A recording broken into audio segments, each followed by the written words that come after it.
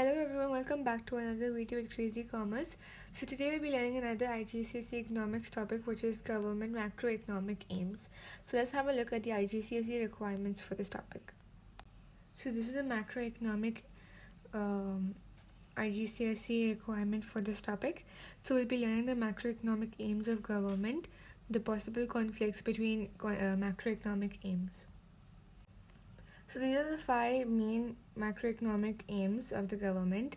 So first is economic growth, second price stability, full employment, balance of payments, and redistribution of income. So we'll be having a look at what these mean. So economic growth. So economic growth refers to GDP. GDP is the gross domestic product, which means the total value of goods and services in a country. So the things which will lead to economic growth is more output, which will mean more economic growth, more investment, more revenue, and more tax revenue for the government. Second is price stability. So price stability basically focuses on inflation. So inflation is a continuous rise in prices, and the target inflation by most of all the countries is 3%. So all the countries, they target for an inflation of 3%. Third is full employment. So the causes of unemployment, the unemployment causes the national output to fall. That is why we do not want unemployment. We always strive for a full employment. So the fifth one is income redistribution. So income redistribution will reduce the inequality of income by distributing the revenue from the rich to the poor by imposing taxes on the rich. So that tax revenue is distributed to the poor. This will increase the maximum productive capacity, which will reduce the poverty. So this will avoid a fall in economic growth. However, to achieve these macroeconomic aims, it's not possible to achieve all 5 of them because there are conflicts of the macroeconomic aims.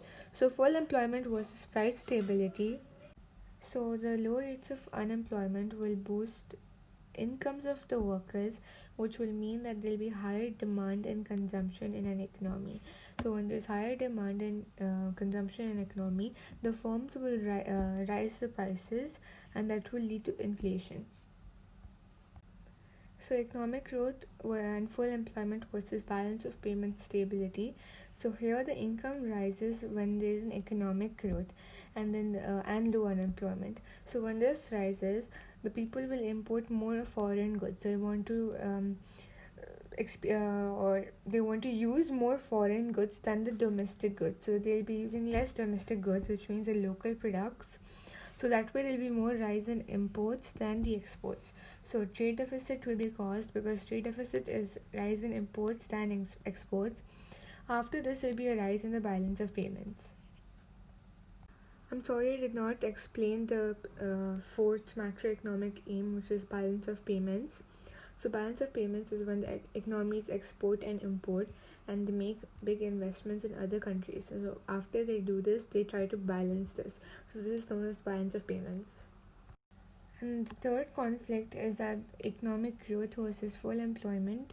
So here, when the economy is growing continuously in the long run, the firms will invest more into capital. So when they invest more capital, they invest more in capital intensive production, and that way it will lead to less labor intensive production. That will mean that there will be less labor needed, which will lead to increasing rates of unemployment. So this is the end of our video. So we're done with the macroeconomic aims of government topic. Thank you for watching Crazy Commerce. Please subscribe to my channel and like my videos, and don't forget to keep the bell icon on so that you get notified in more of my upcoming videos. Thank you.